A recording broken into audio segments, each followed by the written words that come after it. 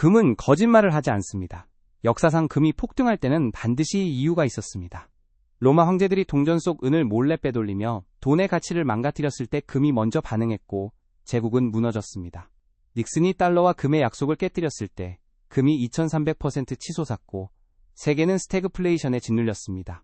리먼 브라더스가 쓰러지고 중앙은행들이 돈을 마구 찍어냈을 때 금이 사상 최고가를 기록했고 선진국들이 줄줄이 흔들렸습니다. 세 번 모두 금이 먼저 경고했습니다. 지금 금은 온스당 5,000달러를 돌파했습니다. 이번에 금은 우리에게 무엇을 말하고 있는 걸까요? 이 질문에 답하려면 시간을 2000년 전으로 되돌려야 합니다. 로마 제국. 한때 지중해를 호수처럼 품었던 이 거대한 제국은 데나리우스라는 은화를 썼습니다. 처음 주조되었을 때 은 함량은 98% 사실상 수는 덩어리였습니다. 하지만 제국이 커지면서 전쟁 비용은 눈덩이처럼 불어났고 황제들은 궁지에 몰렸습니다. 세금을 더 걷자니 반란이 무섭고 군대 월급을 줄일 수도 없었습니다. 그래서 찾아낸 묘수가 있었습니다.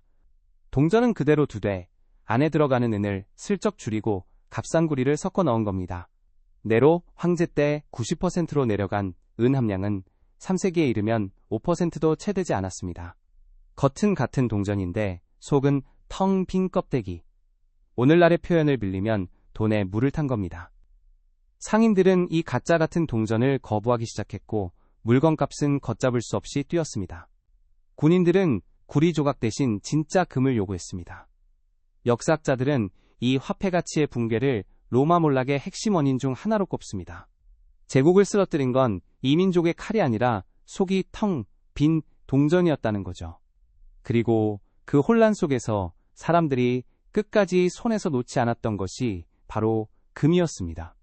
지금 우리가 쓰는 10,000원짜리 지폐 안에도 금은 없고 은도 없습니다.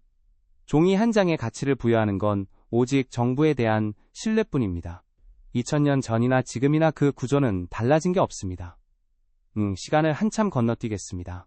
1971년 8월 15일 일요일 저녁. 미국인들이 인기 드라마를 보고 있을 시간에 리처드 닉슨 대통령이 느닷없이 TV에 등장합니다.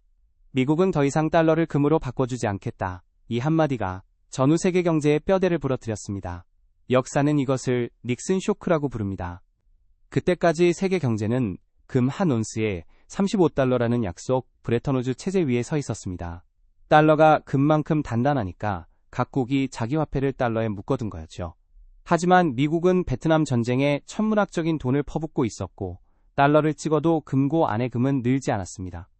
프랑스의 드골 대통령은 군함에 달러를 실어보내며 금으로 바꿔달라고 요구했고 미국의 금 보유량은 20년 전의 절반으로 쪼그라들었습니다. 궁지에 몰린 닉슨은 금이라는 닷줄을 칼로 끊어버린 겁니다. 이후 숫자가 모든 것을 말해줍니다. 35달러에 묶여있던 금은 자유시장에 풀리자마자 치솟기 시작했습니다.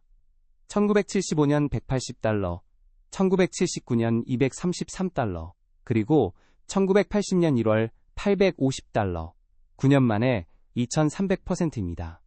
같은 시기 이란 혁명으로 석유 가격이 폭등했고 소련이 아프가니스탄을 침공했으며 미국의 물가 상승률은 14%를 넘어섰습니다.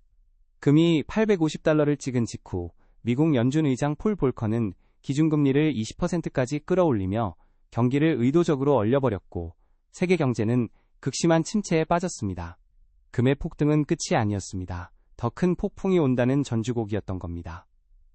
세 번째, 폭등의 무대는 2008년입니다. 미국의 투자은행 리먼 브라더스가 파산하면서 글로벌 금융 시스템이 도미노처럼 무너졌습니다. 세계 주식시장은 49% 폭락했고 각국 중앙은행은 양적 완화라는 이름으로 돈을 찍어 시장에 쏟아부었습니다. 730달러 부근에서 출발한 금은 이 돈의 홍수를 타고 올라갔습니다. 2011년 8월 신용평가사 스탠더드 앤드 푸어스가 사상 최초로 미국의 신용등급을 강등합니다. 세계 최강대국의 빚 갚을 능력이 공식적으로 의심받는 초유의 사태. 유럽에서는 그리스, 포르투갈, 스페인이 줄줄이 재정위기에 빠졌습니다. 금값은 그해 9월 1921달러를 찍었습니다. 앞선 두 번과 마찬가지로 금이 꼭대기에 선 순간은 세상이 가장 깊은 불안에 빠진 순간이었습니다.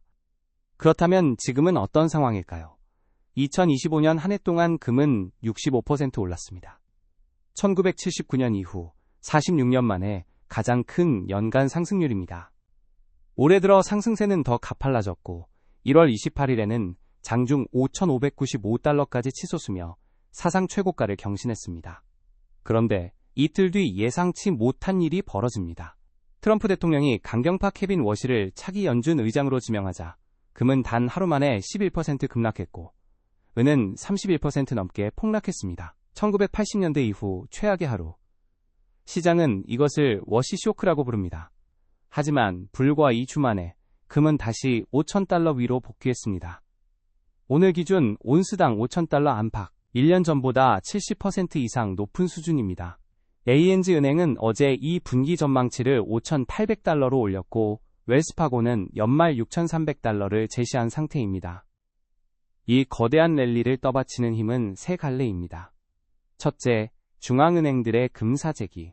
세계금위원회에 따르면 2022년부터 3년 연속 전 세계 중앙은행들은 역사적 수준의 금매입을 이어왔습니다. 2025년에만 863톤, 중국, 폴란드, 인도가 특히 공격적입니다.